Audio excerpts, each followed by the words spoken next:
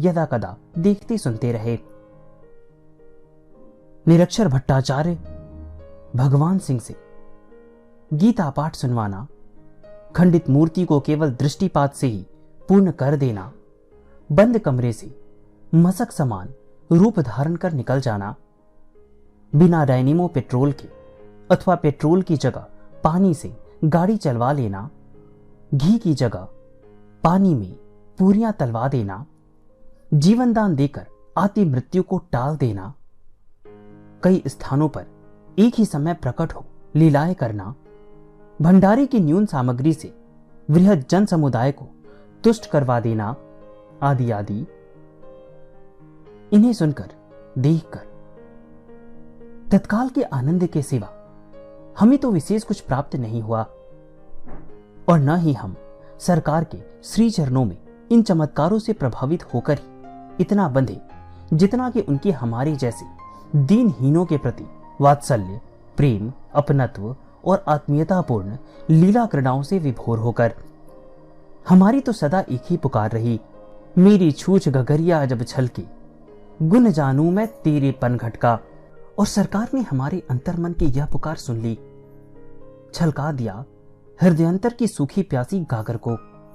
हमें तो जो संसार से नहीं मिला, परिवार से नहीं मिला, राजकीय दरबार से नहीं मिला और करतार से भी न मिल पाया, वह सब अपने सरकार से मिल गया। भरपूर अनन्य प्यार, पूर्ण अपनत्व व आत्मीयता, जिसमें उनकी ओर से प्रतिकार की कोई अपेक्षा कभी न रही। हमें मिली हमारे सांसारिक एकाकीपन में सरकार के अपने व्यक्तित्व की गहनता। हमें मिला अपने संघर्षपूर्ण, शुष्क, निराशापूर्ण जीवन में पग पग पर उनका प्रत्यक्ष अप्रत्यक्ष सहारा। सांसारिक झंझावतों के गहन अंधकार में उनकी दया की प्रकाश किरण। चमत्कार यह था कि एक ओर जहां अपनी गर्व प्रहारी लीलाओं से महाराज जी हमारे मूलगत दंभ एवं अहम को चूर चूर करते रहते, वहीं दूसरी ओर हमारे अंतर के सात्विक स्वाभिमान का भी सिंचन एवं उसकी रक्षा करते रहते। यही विश्वास दिलाकर कि जब बाह पकड़ ली जब्बर की, परवाह नहीं है कब्बर की। सरकार द्वारा पोषित इसी स्वाभिमान की शक्ति से हम बिना किसी के सम्मुख किसी प्रकार भी दीनता दिखाए बड़े बड़े सांसारिक झंझावतों, प्रारब्धगत संकटों आदि के लर्जते गरजते भवसागर के थपेड़ों के बीच जीवन नैया खेते चले आए, खेते चले जा रहे हैं।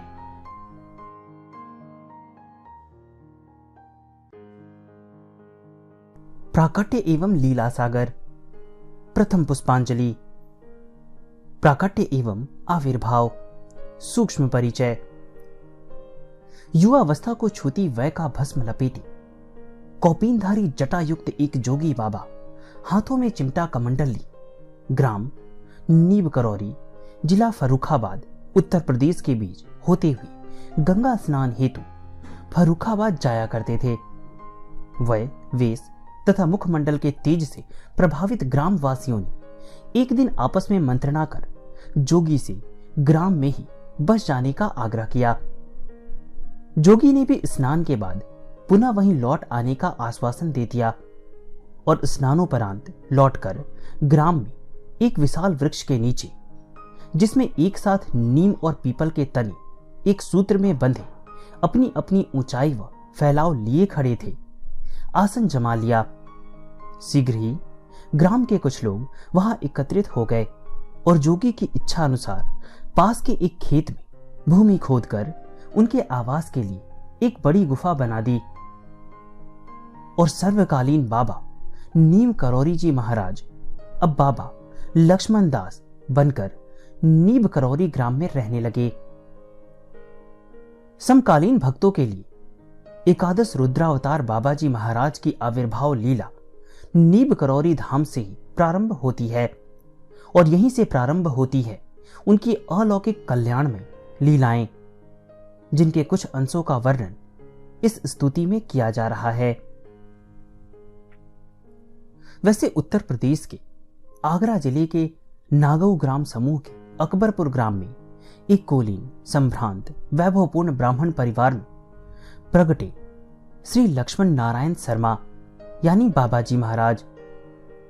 धन धान्य से परिपूर्ण संपत्ति युक्त अपने पूर्वजों की जमींदारी एवं वैभव को बाल्यावस्था किशोरावस्था के बीच की वय में ही त्याग कर घर से निकल गए थे। जन कल्याणार्थ अवतरित जन्म से ही अंतर्मन से परम वैरागी बाबा जी के लिए विमाता का व्यवहार एकमात्र बहाना बन गया गृह त्याग हेतु। अकबरपुर की एक वृद्धा के अनुसार तो बाकी डोर तो सदा राम में ही लागी हती। पैतृक घर से निकलकर जानकारी के अनुसार वे सुदूर गुजरात प्रदेश के मोरवी नामक स्थान से लगभग 40 किलोमीटर दूर एक वैष्णव संत के पास बबानिया नामक ग्राम में भी 6-7 वर्ष तक तथाकथित योग साधना में रत रहे। यही उनका नाम बाबा लक्ष्मणदास पड़ गया। इस कथित साधना काल में वे अधिकतर वहां एक तालाब में भी गर्दन तक डूबे संसार से दूर रहते थे और तभी उन्हें तलैया बाबा की भी उपाधि मिल गई। कहा जाता है कि गांव के लड़के गाय बकरी चराने जब वहां आते थे तो अपने दोपहर का भोजन पानी पास के पेड़ में टांक देते थे। जब खाने का समय आता तो अक्सर पाते कि उनके पात्र पोटली खाली हैं। तब वे पत्थर फेंककर बीच तालाब में डूबे तलैया बाबा से कहते, हमारी रोटी लाओ। और बाबा जी हंस हंस कर तलैया के भीतर से तरह तरह के खाद्य पदार्थ निकाल निकाल कर उनकी ओर फेंकते थे। महाराज जी द्वारा की गई ऐसी प्रारंभिक क्रियाओं को हम उनकी तपस्या अथवा साधना की संज्ञा देते रहे हैं, किंतु वे तो केवल उनकी त्रिगुणात्मक काया के परिष्करण हेतु की गई क्रिया मात्र थी, न कि सिद्धि प्राप्ति हेतु की गई तपस्याएं अथवा साधनाएं।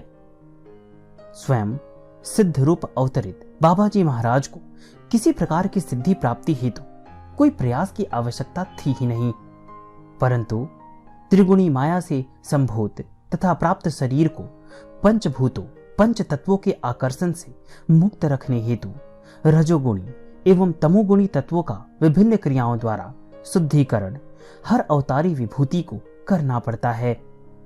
राम ने भी किया, कृष्ण ने भी किया, गुरु आश्रमों में रहकर, और सभी अवतारी संत भी करते रहे हैं। इस संदर्भ में महाराज जी ने स्वयं ही अपनी श्रीमुख से अपनी मौज में एक भक्त से कह डाला, पूरन 17 वर्ष की उम्र में ही हमें कुछ भी करने को बाकी नहीं रह गया था, अर्थात त्रिगुणात्मक काया का पूर्ण रूपेण परिष्करण हो चुका था। इसके बाद तो बाबा जी का नीब करौरी में गुफा निवास एक कौतिक मात्र था। अवतार के उद्देश्य से भगत हित लागी की पूर्ति हेतु उपयुक्त समय की प्रतीक्षा में जैसा नीब करौरी में तथा उसके उपरांत की गई लीलाओं से स्पष्ट है।